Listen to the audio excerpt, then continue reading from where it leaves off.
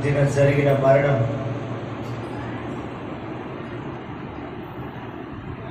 అది ఇప్పటికీ మమ్మల్ని బాధిస్తూనే ఉంది.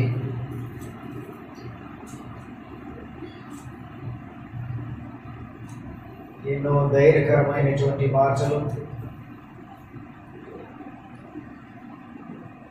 ఓదార్పుతో కూడిన మాటలు ఎన్నో వింటూ ఉన్నా ఇంకా మా హృదయాలు ధైర్యపరచబడలేదు అనే చెప్పాలి. దేవాతి దేవుడు కూడా దర్శనాలు ఇచ్చి ఆయన ధైర్యపరుస్తూ ఉన్నాడు కాబట్టి ఈరోజు ఈ మధ్యలో ఈ రీతిగా నిలబడ్డారు.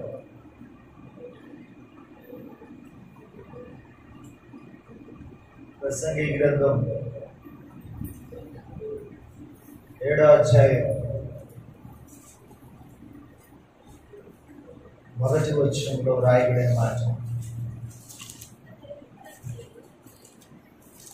ప్రసంగి గ్రంథం 7వ అధ్యాయం 1వ వచనంలో రాయబడినటువంటి మాట, సుగంధ తైలము కంటే మంచి పేరును మేలు, ఒకని జన్మదినము కంటే మరణ దినము మేలు అని చెప్పనని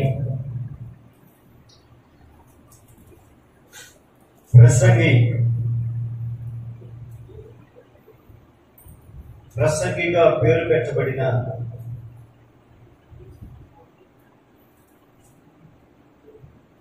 దేవుని ఏర్పాటు ప్రకారం జన్మించిన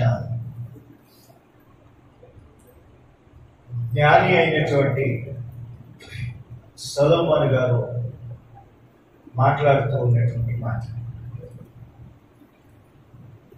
జ్ఞాని అని ఎందుకు అన్నారంటే, చిన్ననాటి కాలంలోనే తండ్రి మరణించినప్పుడు, లేక తండ్రికి బదులుగా రాజు కావలసి వచ్చినప్పుడు చిన్న వయసులోనే సుమారుగా అంచనాగా 15-18 సంవత్సరాల మధ్యలోనే రాజుగా ఎన్నిక చేయబడినప్పుడు, వారసత్వపు రాజరికము వచ్చినప్పుడు రాజ్యాన్ని ఎలా పరిపాలించాలో తెలియక అర్థం కాని పరిస్థితుల్లో ఉన్నప్పుడు తండ్రి నేర్పించినటువంటి ఒక పాఠం, సమస్య వచ్చినప్పుడు దేవుని దగ్గరికి వెళ్ళి ప్రార్థించాలి అని తండ్రి నేర్పించిన పాఠాన్ని బట్టి రాజరికపు భారం నడినెత్తిన భారముగా ఉన్నప్పుడు గదిలోనికి వెళ్ళి తండ్రి నేర్పించిన పాఠాన్ని బట్టి ప్రార్థన చేస్తూ దైవ ప్రత్యక్షత కొరకు ఎదురు చూస్తూ ఉన్నప్పుడు దేవాతి దేవుడు బాలుడైనటువంటి వ్యక్తి చేసిన ప్రార్థన ఆలకించి ఆ ప్రార్థనకి జవాబుగా ఆయన దిగి వచ్చి, నువ్వు ఏం కోరుకోవాలనుకుంటున్నావు అని ప్రశ్నించినప్పుడు ఆ బాలుడు అడిగినటువంటి కోరిక, చిన్ననాటి కాలంలోనే రాజుగా చేయబడ్డారు, ఈ రాజ్యాన్ని పరిపాలించడానికి నాకు జ్ఞానం లేదు, పరిపాలించగలిగిన జ్ఞానం నాకు లేదు, నాకంటే తలపడిపోయిన వారు చాలా మంది ఉన్నారు, అనుభవం కలిగిన వారు చాలా మంది ఉన్నారు, నేర్పరితనము కలిగిన వారు చాలా మంది ఉన్నారు. మాటకారితనము కలిగిన వారు చాలా మంది ఉన్నారు.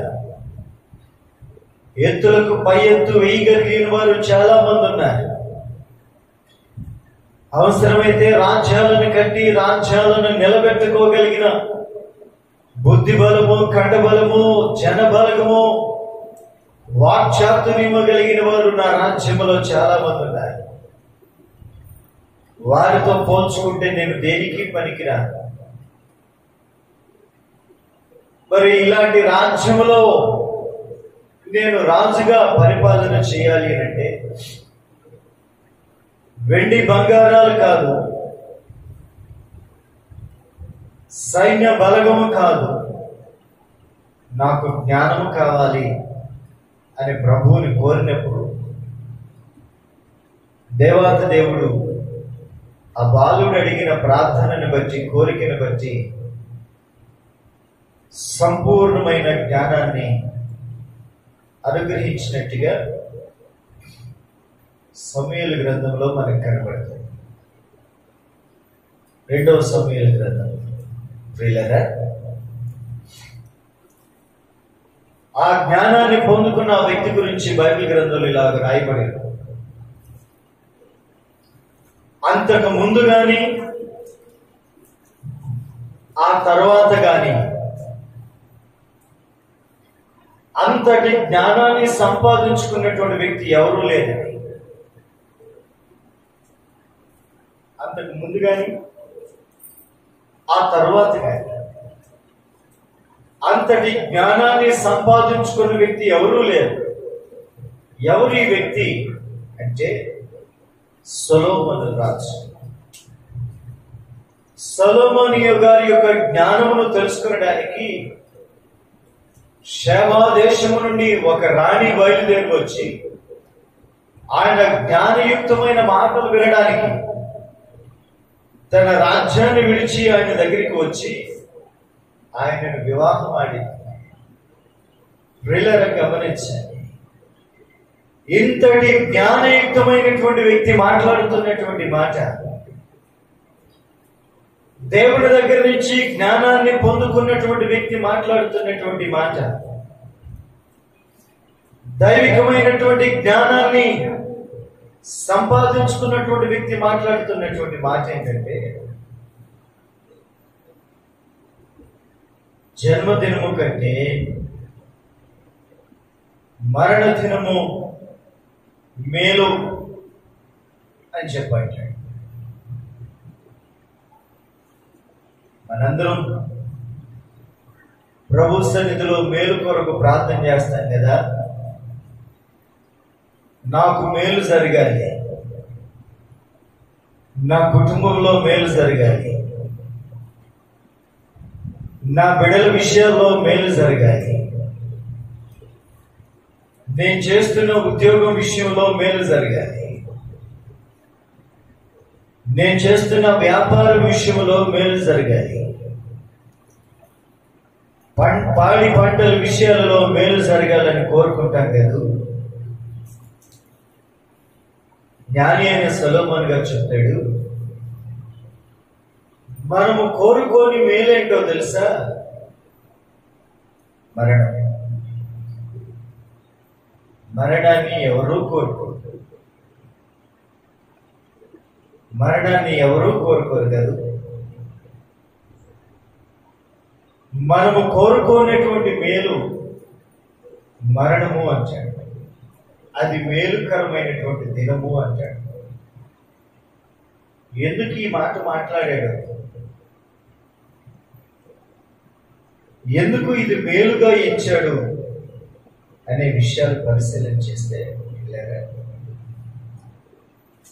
9వ అధ్యాయం, ప్రసంగి 9వ అధ్యాయం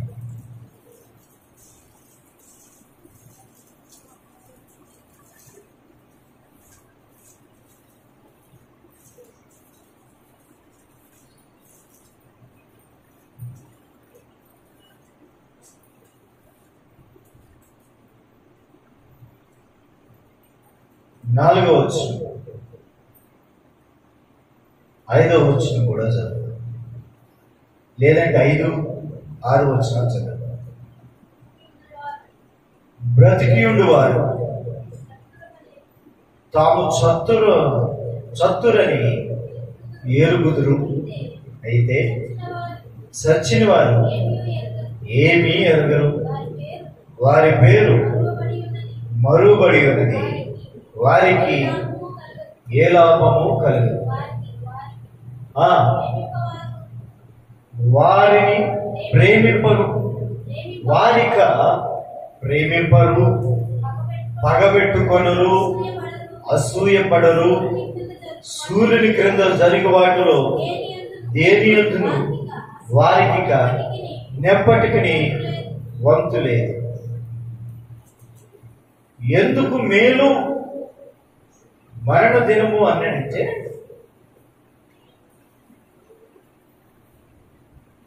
వారు ఎవరిని కూడా ప్రేమించే అవసరం లేదు. చనిపోయినటువంటి వారు ఎవరినైనా ప్రేమించవలసినటువంటి అవసరం ఉందా? ఎవరినైనా ప్రేమించవలసిన అవసరం ఉందా? బ్రతికుంటే ప్రేమించాలి. బ్రతికున్నవాడు ప్రేమిస్తాడు భార్యని, బ్రతికున్న ఆమె ప్రేమిస్తుంది భర్తని. బ్రతికున్న వాళ్ళు ప్రేమిస్తారు, ప్రేమను కోరుకుంటారు. బ్రతికున్న వాళ్ళు ప్రేమిస్తారు బిడ్డల్ని. కానీ చనిపోయినటువంటి వ్యక్తికి ఎవరిని ప్రేమించవలసినటువంటి అవసరత లేదు. సరే, ప్రేమించే విషయాన్ని తీసి పక్కన పెడదాం. ఎవరి విషయంలో కూడా పగబెట్టుకోవలసిన అవసరము లేదు. ఎవరి మీద కూడా పగబెట్టుకోవాల్సిన అవసరం. ఎవరు పగలు పెట్టుకుంటారు? పగ పెట్టుకుని పగ కలిగిన వారిగా ప్రవర్తిస్తారు అని అంటే బ్రతికిన వారు. పగ పెట్టుకుని జీవించే జీవితం దేవునికి ఇష్టమైనదేనా? ఇష్టమైనదేనా అంటే దాని అర్థం, బ్రతికున్న వ్యక్తి లోపల పగబెట్టుకుని మనుషులకి వ్యతిరేకంగా ఉంటున్నాడు, దేవునికి వ్యతిరేకంగా ఉంటున్నాడు. జీవించిన జీవిత కాలంలో మనుషులకి దేవునికి వ్యతిరేకంగా జీవిస్తూ ఉన్నాడు. ఆ జీవితం వలన లాభం ఏమైనా ఉన్నదా? లాభం ఏమన్నా ఉందా? లాభం ఏమన్నా ఉందా? దాని వలన నీవేమైనా లాభాన్ని పొందుకోగలవా? లాభము లేని జీవితము, లాభము లేని జీవితము, ఆ బ్రతుకేనా అనేది ప్రశ్న వేస్తున్నాడు జ్ఞాని అయిన సొలొమోను గారు. మీకు ఇంకా అర్థమయ్యేటట్టు చెప్తాను. మీ అబ్బాయిని పనికి పంపించారు, వ్యాపారానికి పంపించారు. ఒక 3,000 రూపాయలు పెట్టి కూరగాయలో, పళ్ళో, ఫలాలో తీసుకుని వచ్చి తక్కువ పెట్టి, బాబు ఇది అమ్మితేనే వచ్చిన లాభంతో మనం బ్రతకాలి. ఒకవేళ లాభం లేకపోతే మనం నష్టపోతాం. నష్టము కలిగితే మనకి జీవనము లేదు. కాబట్టి జాగ్రత్త కలిగి వ్యాపారం చేసి అమ్మి లాభము తీసుకురా అని చెప్పినని పంపించారు. వాడు ఊరి మీదకి వెళ్ళాడు, వ్యాపారం చేశాడు. తట్లో ఉన్నవన్నీ, ఆ బొట్లో ఉన్నవన్నీ అమ్మేశాడు. కూరగాయలో, పళ్ళో, ఫలాల్లో అమ్మేసిన తర్వాత ఇంటికి తిరిగి వచ్చాడు. తల్లో తండ్రో లెక్క చూసింది. లెక్క చూడగా ఆ లెక్కలో పెట్టుబడి కంటే ఇంకా నష్టమే కలిగింది. లాభం రాకపోగా నష్టమే కలిగింది. ఇప్పుడు వీడు చేసిన పనికి ఫలితం ఉందంటారా లేదంటారా? నాకు వినపడలేదు. పడిన కష్టానికి ఫలితం ఉందంటారా లేదంటారా? నీవు చేసిన దానికి ఫలితం లేనప్పుడు, జీవించిన జీవితానికి ఫలితం లేనప్పుడు, బ్రతికిన బ్రతుకుకి ఫలితం లేనప్పుడు నువ్వు పనికి వెళ్ళి ప్రయోజనం ఏంటి? జీవించి ప్రయోజనం ఏంటి? ప్రయోజనం ఏమైనా ఉందా? ఏమీ లేదన్నప్పుడు ఇంకా దానికి అర్థమే లేదు. అర్థం లేని జీవితము లోకములో మనము కలిగి ఉంటే దానికంటే మరణించడం మేలంటే. అంటే దీని అర్థం మనం ఏదో ఆత్మహత్య చేసుకుని చనిపోవాలని కాదు. దాని అర్థం ఏంటంటే దేవాది దేవుడు దీని గురించి మాట్లాడవలసి వచ్చినప్పుడు ఏమని మాట్లాడాడంటే, జీవించుచున్నావన్న పేరుంది కానీ ఏమంటాడు ఆయన? జీవించుచున్నావన్న పేరుంది కానీ నీవు మృతుడివే. అంటే దాని అర్థం మన బ్రతుక్కి అర్థం లేదు. ఎందుకు అనంటే నీ లోపల పగ ఉంది, నీ లోపల ద్వేషం ఉంది, నీ లోపల అసూయ ఉంది, నీ లోపల తిరుగుబాటు ఉంది, నీ లోపల నిందలు మోపే స్వభావం ఉంది, నీ లోపల పైకి మంచిగా కనబడుతూ లోపల చెడుగా చెప్పే స్వభావం ఉంది. ఇలాంటి ప్రవర్తన వలన ఎలాంటి ప్రయోజనం లేదు. అలాంటి జీవితం వ్యర్థం. అంటే ఇంకా నువ్వు ఇలాగ భూలోకంలో నీవు దీనినే పెట్టుకుని బ్రతికితే, ఇంకా దీనినే నువ్వు అనుభవిస్తూ ఉంటే, నీవు పుట్టడం కంటే మరణకరమైన దినమే మేలు. ఎందుకంటే మరి ఎక్కువ పాపము నువ్వు పోగు చేసుకోకుండా, మరి ఎక్కువైన శిక్ష నువ్వు సంపాదించుకోకుండా ఎంతటితో నన్ను ఆగిపోతాయి అని జ్ఞాని అయిన సొలొమోను గారు చెప్పాడు. ఇస్కరియోతు యోధా మీ అందరికీ తెలుసు కదా, యేసుక్రీస్తు ప్రభు వారి యొక్క శిష్యుడు. ఇస్కరియోతు యోధా యేసు ప్రభుల వారు గదిలో ఉన్నప్పుడు ఆ రొట్టె దగ్గరికి వచ్చి అందరూ ఆ బల్లలో చెయ్యి ముంచి ఆ రొట్టెని తీసుకుని ఆ పాత్రలో నీకు త్రాగుతూ ఉన్నప్పుడు యేసుక్రీస్తు ప్రభుల వారు అంటాడు, ఈరోజు నేను మనుషుల చేతికి అప్పగించబడుతున్నా, మీలో ఒకడు నన్ను అప్పగించబోతున్నాడు. అయ్యో, వాడు పుట్టి ఉండకుండా ఉంటే ఎంత మేలు అంటాడు. అన్నమాట యేసు ప్రభుల వారే అంటాడు. యేసుక్రీస్తు ప్రభుల వారే సాక్షాత్తు ఆయన నోటి నుండి ఆయన మాట్లాడుతున్న మాట. వీడు పుట్టకుండా ఉంటే బాగుండేది, కానీ పుట్టేశాడు. పుట్టిన తర్వాత నన్ను వెంబడించాడు కదా, వెంబడించినట్టుగా ఉంటే బాగుండేది, కానీ వదిలేశాడు. వదిలేసిన వాడు వదిలేసినట్టుగా ఉంటే బాగుండేది. పగ పెట్టుకునే వారితోటి జత కలిశాడు, చెయ్యి కలిపాడు. చేతులు కలిపిన వాడు అంతటితో ఉంటే బాగుండేది, ముద్దు పెట్టి అప్పగించాడు. అతడు చేసిన పని, అతడు చేసిన క్రియ తలక్రిందులుగా పడి నడుము విరిగిపోయి పొట్ట బద్దలైపోయి ప్రేగులు బయటకు వచ్చినాయి అంటాడు. ఈ విషయాన్ని పౌలు గారు క్రొత్త సంఘానికి చెప్పేటప్పుడు దౌర్భాగ్యంగా బ్రతికాడు.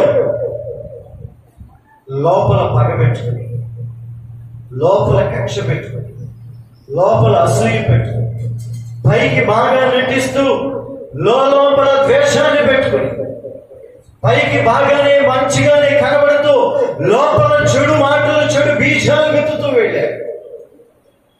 పైకి బాగానే కనబడుతూ, భక్తిగానే కనబడుతూ, విశ్వాసిగానే కనబడుతూ, విశ్వాస జీవితం కలిగిన వ్యక్తిగానే కనబడుతూ, దగ్గర లేనప్పుడు చెడు మాటలు, చెడ్డ మాటలు చెప్పుకుంటూ బ్రతికాడు. ఇలాంటి పగబెట్టుకుని బ్రతికే ఆ జీవితం జీవించే కంటే పుట్టిన దినము కంటే మరణ దినం మేలు. ఆ పగబెట్టుకుని బ్రతికే జీవించే జీవితం కంటే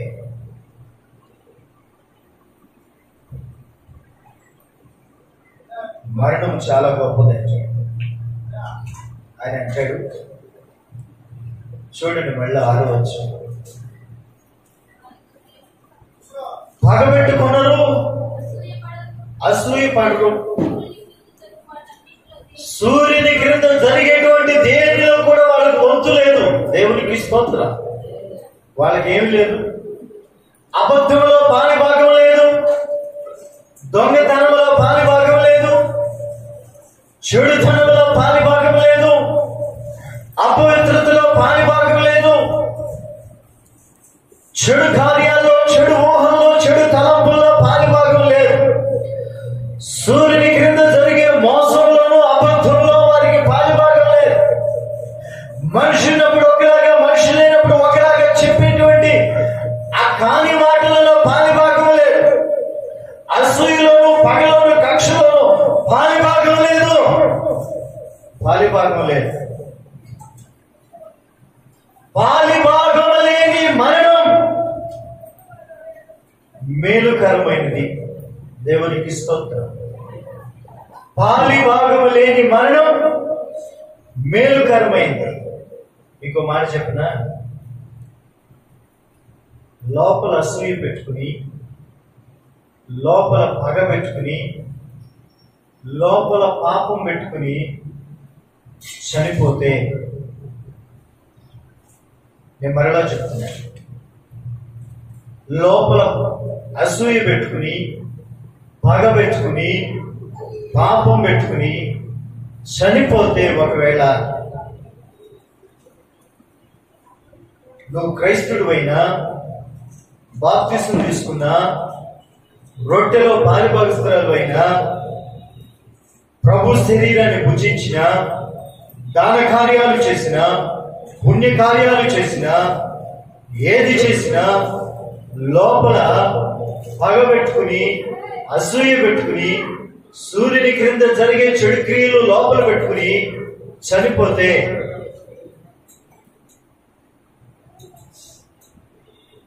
కొండ మీద ప్రసంగంలో యేసుక్రీస్తు ప్రభువారు చెప్పిన ఆ ధన్యకరమైన జీవితాన్ని కోల్పోతారు.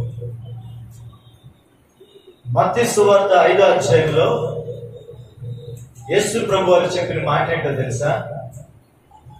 సమాధానపరచబడి వారు ధన్యులు, వారు దేవుని ఆమేన్. పురుషులైతే కుమారులు అనబడతారు, స్త్రీలైతే కుమార్తెలు అనబడతారు. మరలా చెప్తున్నాను, గమనించండి.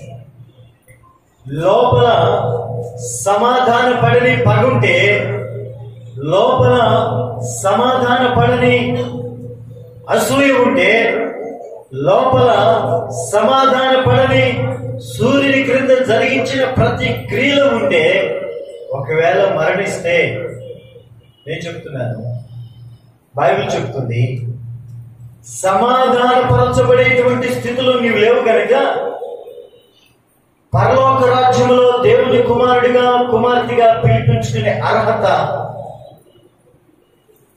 లే, నువ్వు కోల్పోయి. ఇంకో విషయం చెప్తాను, జాగ్రత్తగా వినండి. ఈ మాట మీరు వినాలి, చాలా జాగ్రత్తగా వినండి. నీవెవరి మీదైనా లోపల అసూయ పెట్టుకుని, పగ పెట్టుకుని, లోపల ద్వేషం పెట్టుకుని ఎవరి మీదైనా నీవున్నప్పుడు నీవు వెళ్ళి ఆ వ్యక్తితో సమాధాన పడకపోతే, ఒకవేళ నువ్వు వెళ్ళి ఆ వ్యక్తితో సమాధాన పడేటువంటి ఆ అవకాశం కొరకు నువ్వు కల్పించుకుని వెళ్ళకపోతే, ఒకవేళ నువ్వు సమాధాన పడడానికి సిద్ధపడి వెళ్ళేలోపు ఆ వ్యక్తి కనుక చనిపోతే,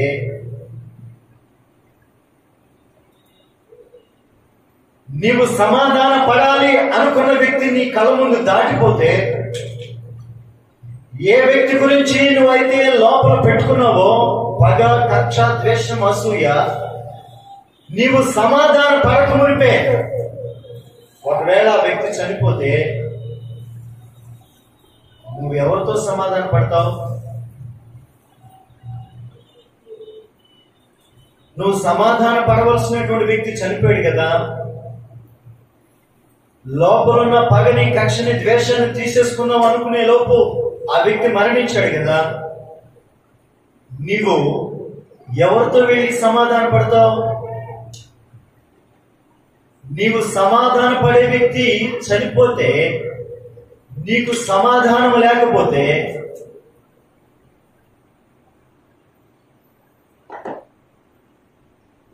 దేవుని కుమారుడిగా, కుమార్తెగా ఉండే అర్హత మనం కోల్పోయాం.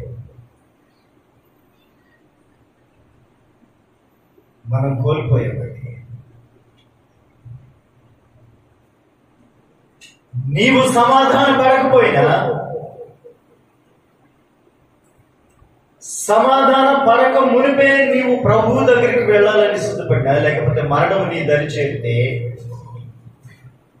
ప్రభువు దగ్గర మనకు అవకాశం లేదు.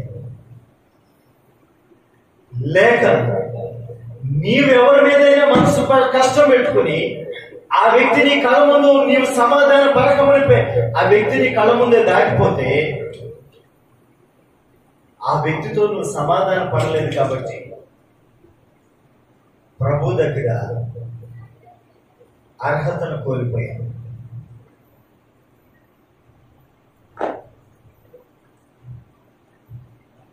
నిజంగానండి, అర్హతను కోల్పోతాం.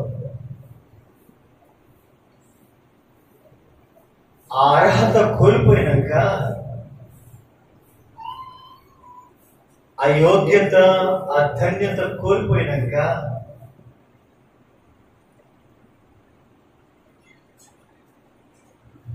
నువ్వు ఎంత గుండెలు బాదుకుంటే మాత్రం వస్తుంది చెప్పండి క్షమాపణ?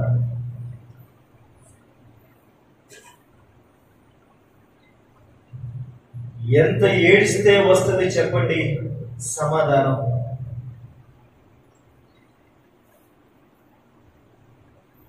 ఎంత గాయపరుచుకుంటే మనల్ని క్షమాపణ వస్తుంది చెప్పండి ఒకసారి?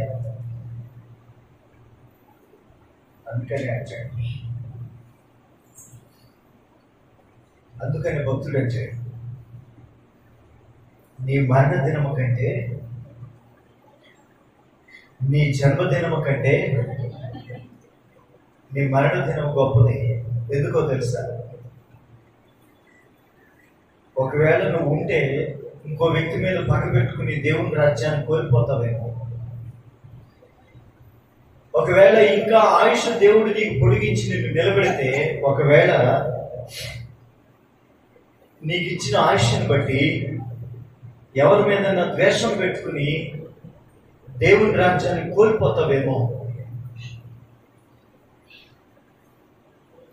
దేవుని రాజ్యాన్ని కోల్పోయే ఆ యొక్క ప్రమాదంలో నుంచి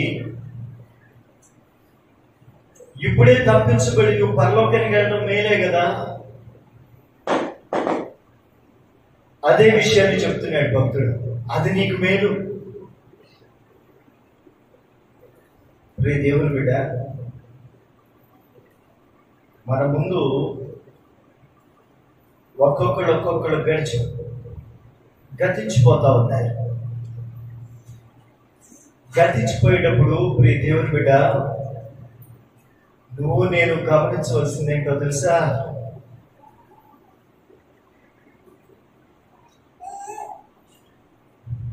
నీ ఎదుటి ఉన్న వారితోటి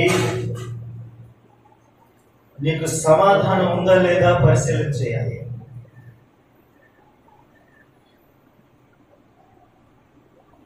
ప్రభు పిలుపు తథ్యం. ప్రభు దగ్గరికి వెళ్ళడం ఖాయం. ఆ పిలుపుని ఎవరు ఆపలేరు.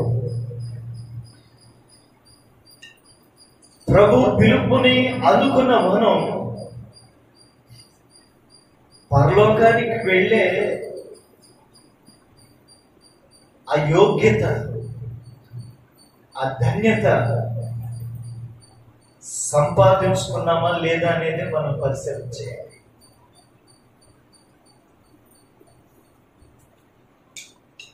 పరలోకానికి వెళ్ళే ధన్యత, ఆ యోగ్యత సంపాదించుకోకపోతే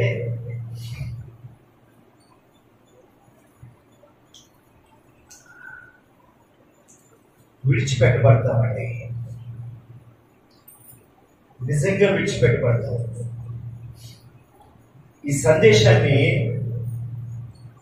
నేను సిద్ధపడి చెప్పట్లేదు. ప్రభువే ఇక్కడ నిలబెట్టి మాట్లాడిస్తున్నాడు. వాస్తవానికి ఇక్కడికి వచ్చినప్పుడు నేను ఏ సిద్ధపాటు కలిగి రాలేదు. నా బైబిల్ కూడా మారిపోయింది. నా పాత బైబిల్లో చూసి నేను చెప్పడం లేదు. ప్రభువే మాట్లాడిస్తున్న మాట. ఆలోచన చేయండి ఇప్పుడు. దేవుడి బిడ్డ, మన ముందు దాటిపోతున్న వారి వల్ల మనం తెలుసుకోవాల్సిన సందేశం ఏంటంటే, రేపు నా వంతు వస్తుంది. నా వంతు వచ్చే సమయానికి మేలైన జీవితం నాకుందా లేదా? పగ పెట్టుకునే మనసు, అసూయ పెట్టుకున్న మనసు, ద్వేషాన్ని పెట్టుకున్న మనసు మనలో ఉందా అనేది మనం పరిశీలన చేయాలి. రెండు రకాలైనటువంటి మనసుతో ఈరోజు నేను దేవుని వాక్యాన్ని ప్రకటిస్తున్నాను.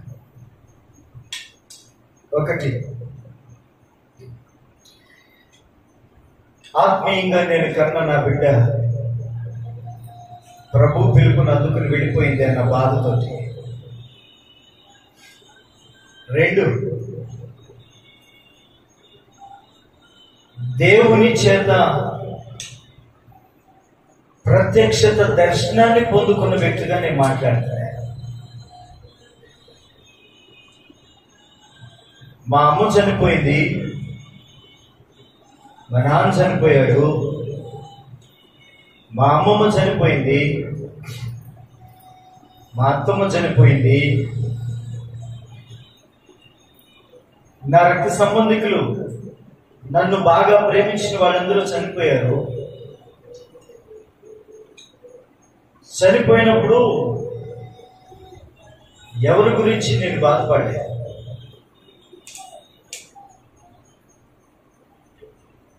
సహోదరి చనిపోయినప్పుడు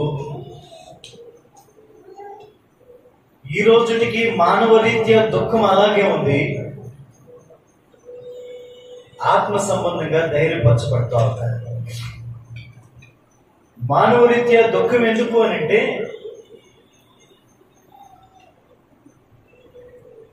నేను ప్రార్థన చేయగలిగిన ఆ పట్టు, ఆ ప్రార్థన అనుభవం నా దగ్గర నుంచి తీసుకున్న వాళ్ళు ఎవరైనా ఉన్నారా ఇంతకాలం నన్ను వెంబడించిన వాళ్ళు అంటే ఆ ఒక్కతే. మీరందరూ బాధపడినా పర్లేదు.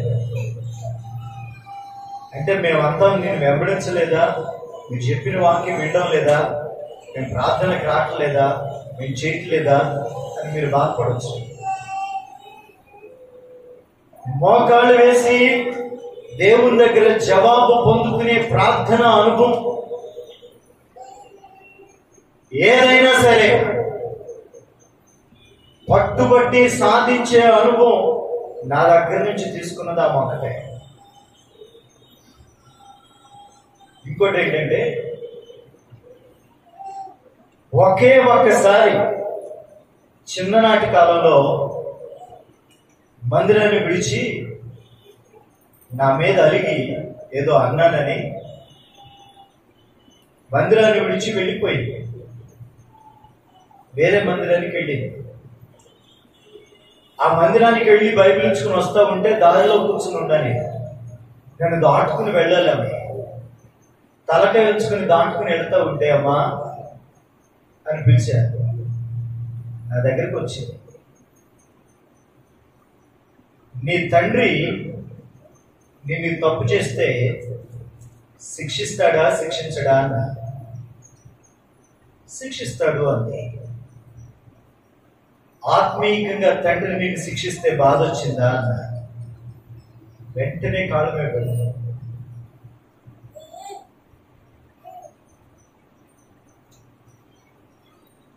నన్ను క్షమించండి. ఆ రోజు నుంచి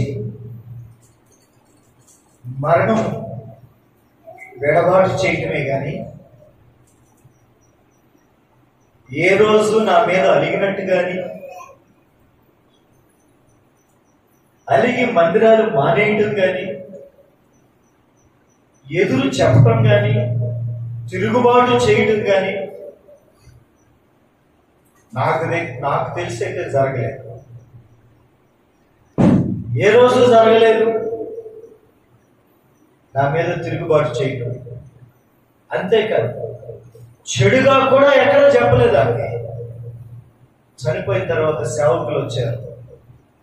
వచ్చిన సేవకులందరూ ఏం చెప్తున్నారో తెలుసా? వాళ్ళ అమ్మ గురించి చెప్పలేదయ్యా, వాళ్ళ ఆయన గురించి చెప్పలేదు, వాళ్ళ బంధువుల గురించి చెప్పలేదు. సాక్ష్యం,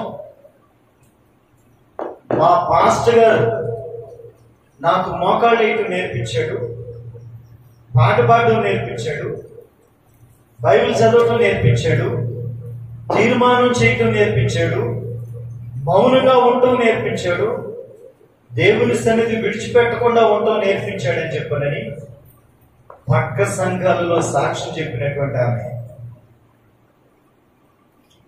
ఎవరెవరు ఏ రకంగా చెప్తున్నారో నాకు తెలియదు, కానీ ఆమె ఇచ్చిన సాక్ష్యం, ఆమె సాక్ష్యాన్ని నాతో పంచుకుంటా ఉన్నారు. నా గురించి చెడుగా కానీ ఒక్క మాట కూడా మాట్లాడలేదు. అవకాశవాదంగా ఎప్పుడూ మాట్లాడలేదు. అలాంటి ఆత్మీయ బిడ్డ కోల్పోయినందుకు బాధపడ్డారు. తిండి మానేసి నా బిడ్డని నువ్వెందుకు తీసుకెళ్ళావు నాకు చెప్పాలి. ఏకాంతానికి వెళ్ళి కూర్చుని ఏడ్చుకుంటా ప్రార్థన చేస్తా ఉంటాను. ఏడ్చుకుంటా ప్రార్థన చేస్తా ఉంటే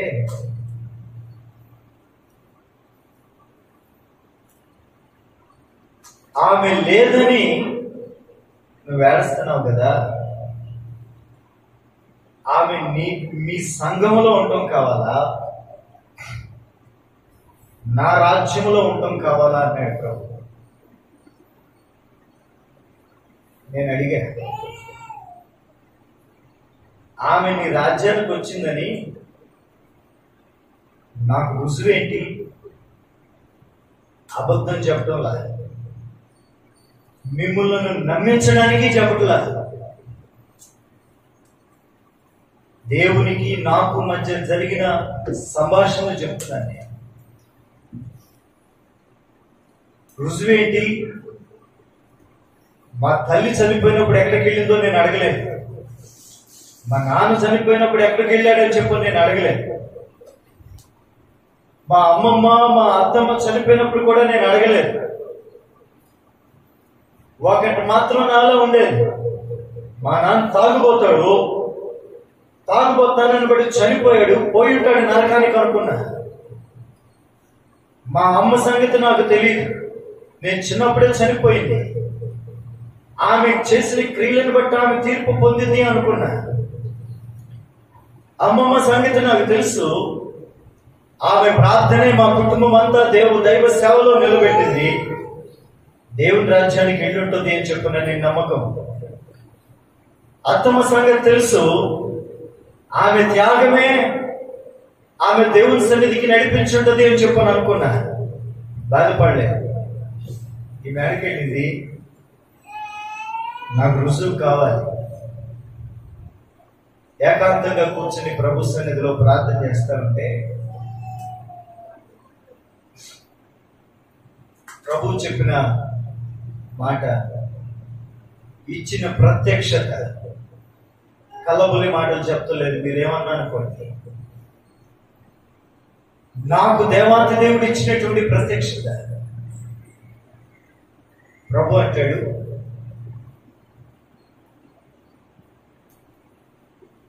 ఆమె నా మహిమలోనికి వస్తుంది చూడు అన్నాడు. నేను ఇటు తిరుగున్నాను.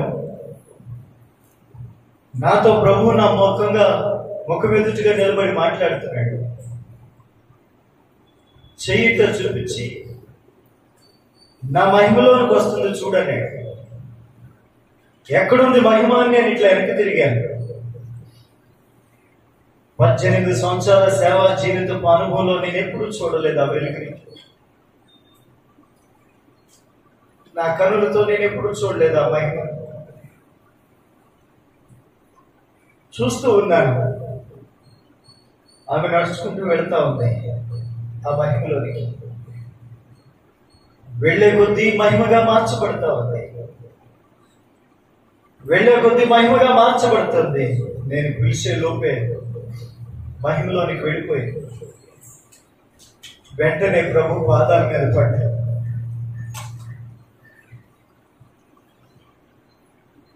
ఏంటి ప్రభు ఇది? ఈ పనికి మాలిన వాడిని ఎన్నుకుని,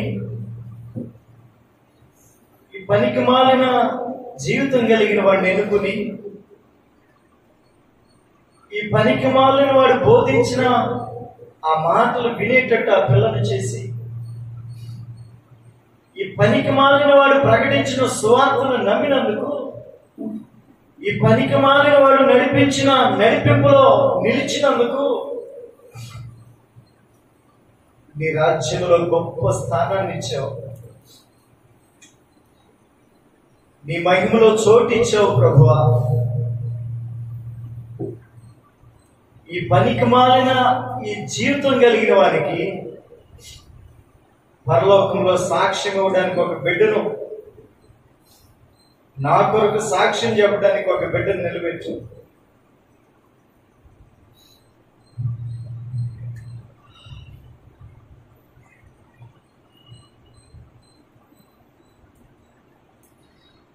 అటు ప్రభు సన్నిధిలో ప్రార్థన చేస్తా ఉన్నారు. ప్రభు అన్నాడు, భూలోకంలోనే కాదు పరలోకంలో కూడా నీ గురించిన సాక్ష్యం ఉంది, ధైర్యంగా ఉండు అని.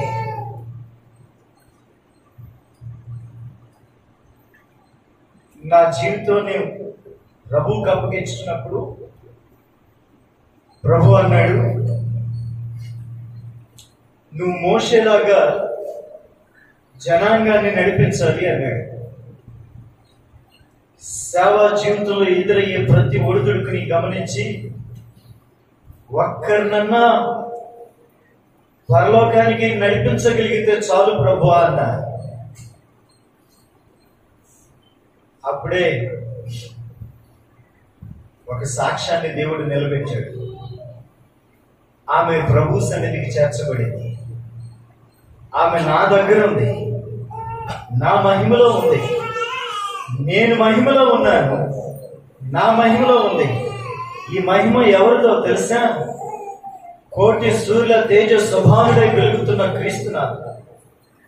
ఆమె నా దగ్గర ఉంది, దిగులు పడద్దు, ధైర్యంగా ఉండొని చెప్పు నేను ప్రభు ఓదార్చాను. అయినా ఓదార్పు రావడం అయినా ఓదారు కాదు. ఆ పచ్చగడ్డిలో పొళ్ళాడుతా ఏడ్చుకుంటూ ప్రార్థన చేస్తుంటే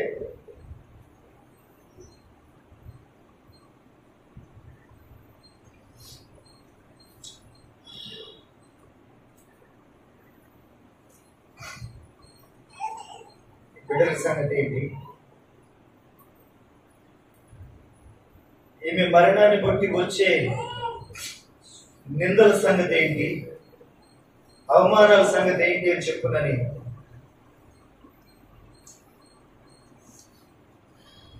ప్రభు సన్నిధిలో ప్రార్థన చేస్తే ఏ రోజు చూడలేదండి. ఏకాంత ప్రార్థనలో పావురం నా ప్రక్కన వాలి నేను ప్రార్థన చేస్తూ ఉంటే నా పైన చక్కర్లు కొడుతూ గిరగిరా తిరుగుతూ నా కృప నీకు తోడుగా ఉంది, ధైర్యంగా ఉంది. నా కృప నీకు తోడుగా ఉంది, ధైర్యంగా ఉంది.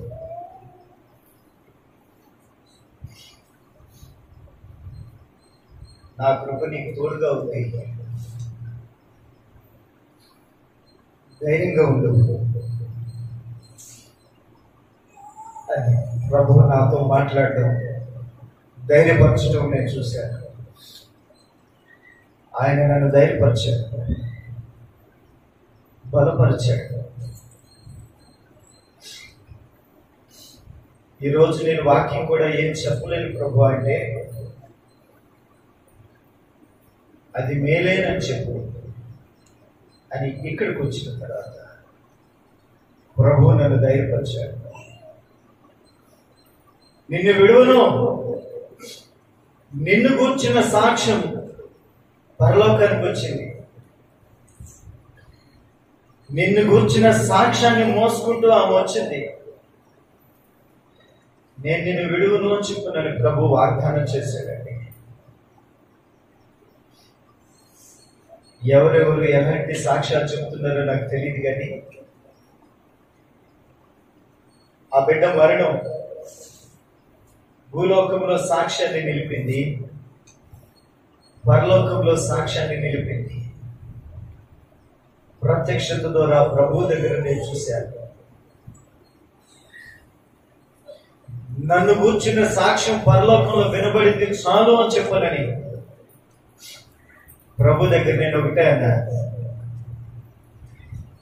ఈ బిడ్డను నడిపించడానికి ఇప్పటిదాకా వాడుకున్నాను, నీకెవరిని నడిపించాలి? ఎన్నో సందర్భాల్లో ఎవరు లేనప్పుడు ఆమె ఒక్కతే వస్తుంది, ఆమె ఒక్కదానికి వాక్యాన్ని ప్రకటించాలని ప్రకటించారు. ప్రకటించిన నా ప్రకటన వ్యర్థం కాలేదు. ఈ సన్నిధికి తీసుకున్నాను, ఈ సన్నిధిలో చోటించాను. ఇక తర్వాత పరిస్థితి ఏంటి ప్రభు అంటే, ప్రభు అన్నాడు, నా కృప ఇది వీడిపోదు, నిన్ను ఎడబాయి. పర్వతములు తొలగిన, మెట్టలు దద్దరిల్లినా నా కృప నిన్ను వీడిపోదు.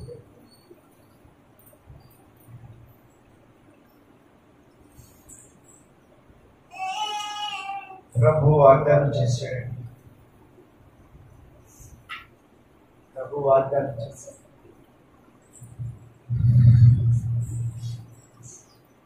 పల్లవి పాడుకుందామా?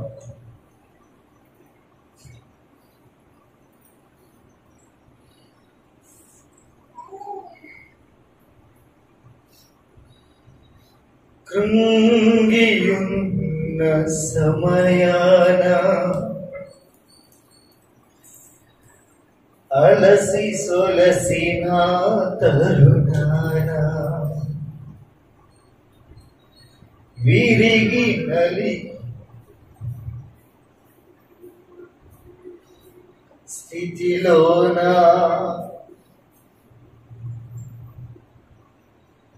విఫలమైన నా బ్రతుకులోన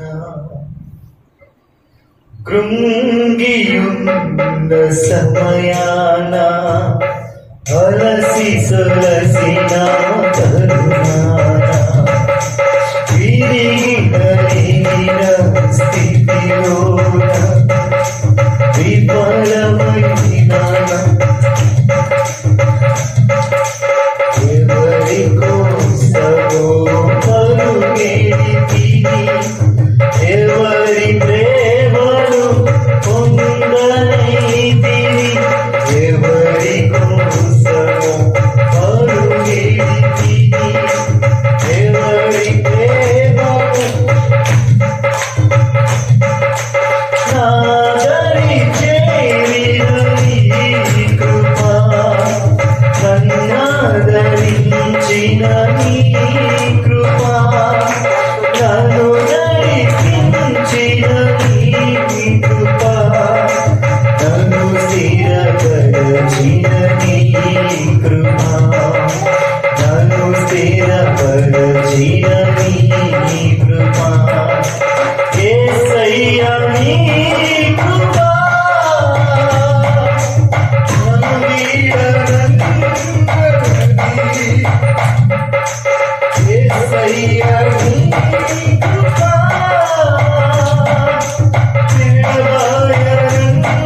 విడవయనన్నది, యేసయ్యా నీ కృపా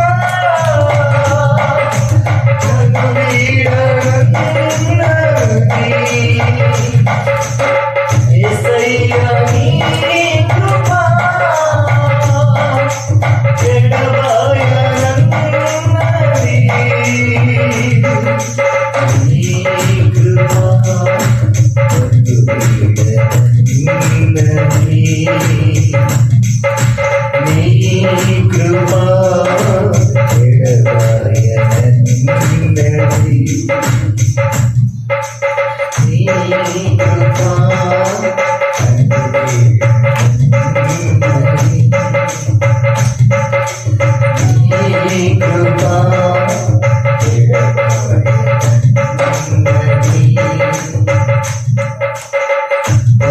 పర్వతములు తొలగినను,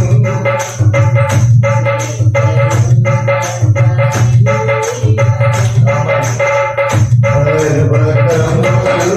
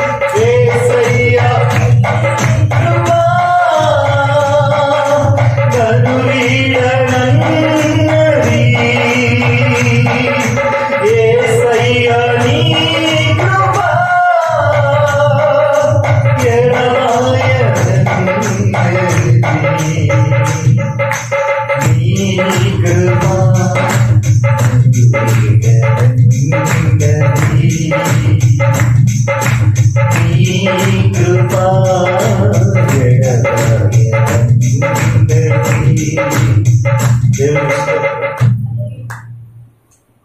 నా కృప విడిపోదు అని చెప్పనని ఆ పావురము చక్కలో కొడుతూ ఉంటే ప్రభు చేత ఆదరించబడుతూ వచ్చారు. సరే, బిడ్డల పరిస్థితి ఏంటి? ఆ బిడ్డల పరిస్థితి ఏంటి ప్రభువా? బిడ్డలను దూషించేవారు ఎంతమంది ఉన్నారు? బిడ్డలను బట్టి మీ నామాన్ని దూషించేవారు. బిడ్డలను చూసిన వారందరూ నీ నామాన్ని ఎంతగా దూషిస్తున్నారు ప్రభువా? ప్రభువుని అడిగినప్పుడు ఆమె ఉంటే ఆమె ప్రేమే ఆమెకుండేది. అప్పుడు వాళ్ళు ఆ తల్లి చేతిలో ఉండేవాళ్ళు.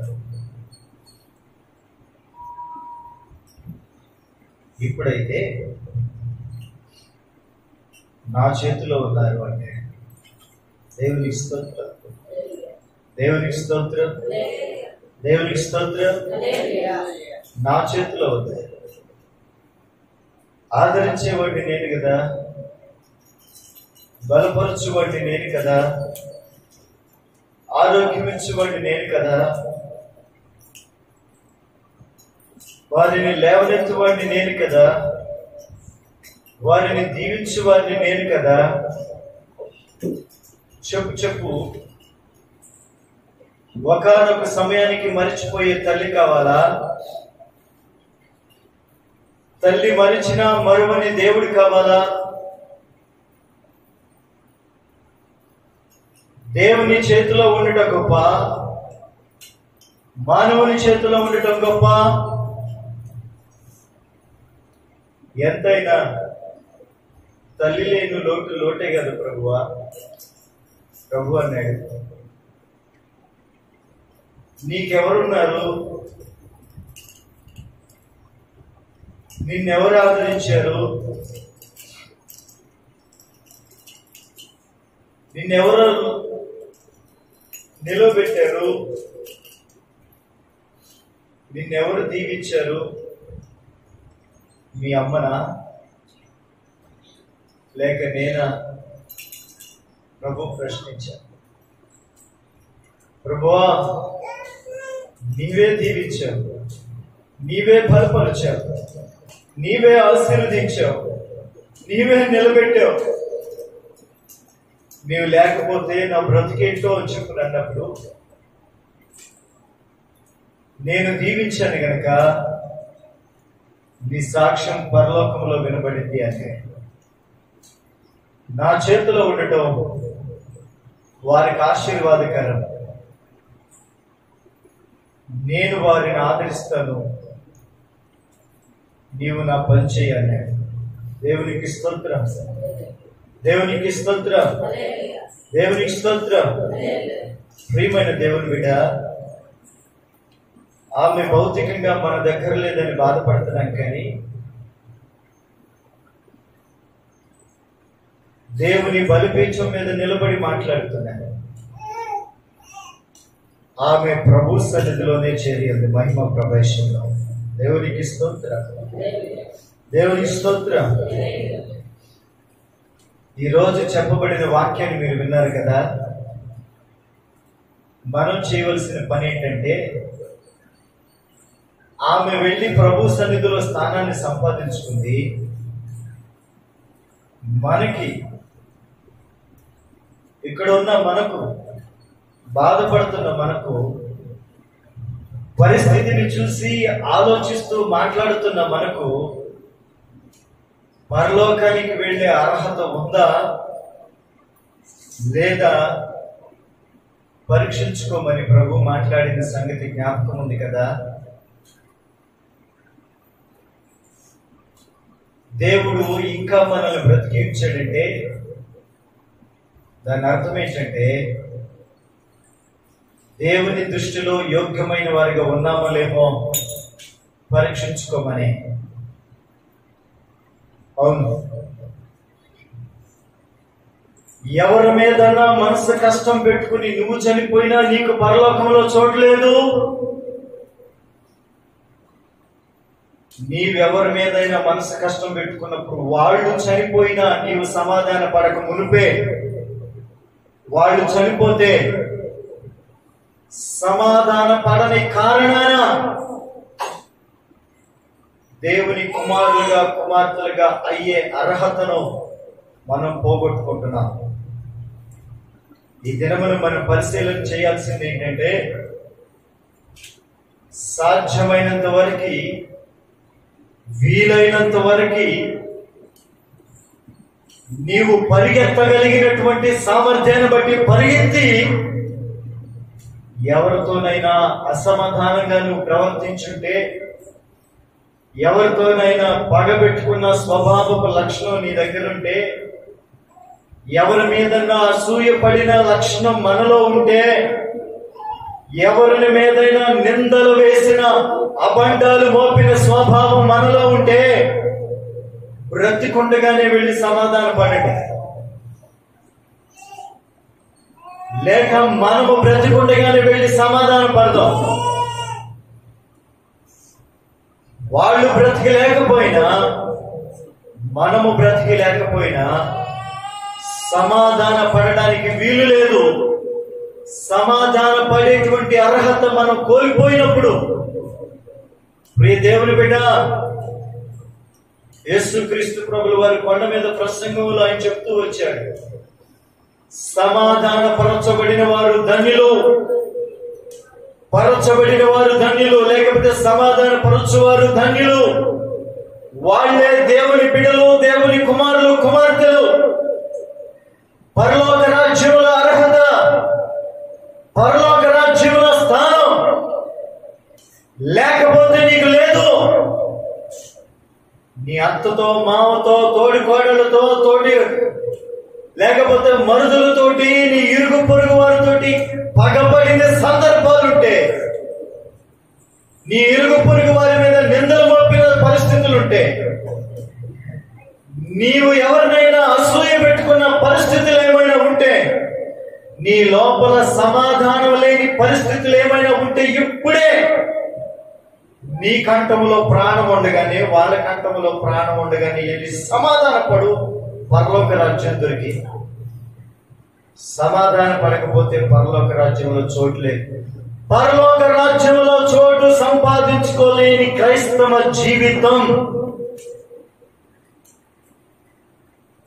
వ్యర్థం.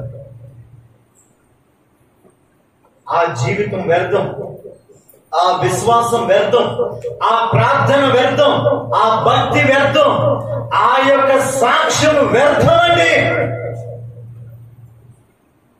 వ్యర్థము వ్యర్థము వ్యర్థము వ్యర్థము అని చెప్పనని ప్రసంగి గ్రంథంలో చాలా సార్లు రాయబడేది. వ్యర్థమైన దానికోసం పాకులాడే జీవితం మనకొద్దు. వ్యర్థమైన దానికోసం సంపాదించుకునే జీవితం వద్దు. వ్యర్థమైన దాన్ని పోగు చేసుకునే బ్రతుకు వద్దు. భూమి మీద దేవుడిచ్చిన ఆయుష్ కాలాన్ని, దేవుడిచ్చిన జీవిత కాలాన్ని, దేవుడిచ్చిన బ్రతుకుని ప్రభు కొరకు ఉపయోగిద్దాం. ప్రభువుని సంపాదించుకోవడానికి సిద్ధపడదాం. ప్రభు రాజ్యములో స్థానాన్ని సంపాదించుకోవడానికి మనసు కలిగి ఉందాం. మన ముందు దాటిపోతున్న వారు మనకి నేర్పించే సందేశం ఇదే. ఈరోజు నేను, రేపొద్దున నీది. నీ వంతు వచ్చే సమయానికి నీవు సమాధాన పడిన అనుభవంలో ఉంటే పరలోక రాజ్యం, సమాధాన పడిన అనుభవంలో లేకపోతే పరలోక రాజ్యం లేదు. పరలోక రాజ్యానికి సంపాదించుకోవడానికి అడుగులు వేద్దాం, అడుగులు వేద్దాం. ప్రార్థన చేస్తాం. పరలోక రాజ్యాన్ని సంపాదించుకోవడానికి అడుగులు వేద్దాం. ప్రార్థన చేద్దాం.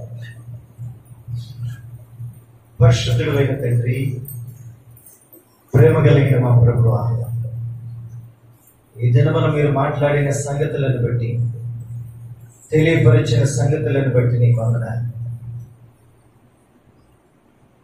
మా ముందు దాటిపోతున్న వారు అనేకులు ఉన్నారు. వారందరి ద్వారా మేము నేర్చుకున్న పాట, పరలోక రాజ్యానికి వెళ్ళిన జీవితం ధన్యం, పరలోకానికి వెళ్ళని జీవితం అది శాపగ్రస్తమైనది. మేము శాపగ్రస్తమైన జీవితంలో, శాపగ్రస్తమైన విశ్వాస జీవితంలో, శాపగ్రస్తమైన క్రైస్తవ జీవితంలో ఉండకుండా క్రీస్తును కలిగి బ్రతికిన 4 రోజులైనా నీ రాజ్యమును స్వతంత్రించుకోవడానికి, నీ రాజ్యాన్ని సంపాదించుకోవడానికి యోగ్యులమై ఉన్నట్లుగా నీ కృప దయచేసి నడిపించుకోవాలి. క్రీస్తు నామమున తండ్రి, ఆమేన్. అందరం లేచి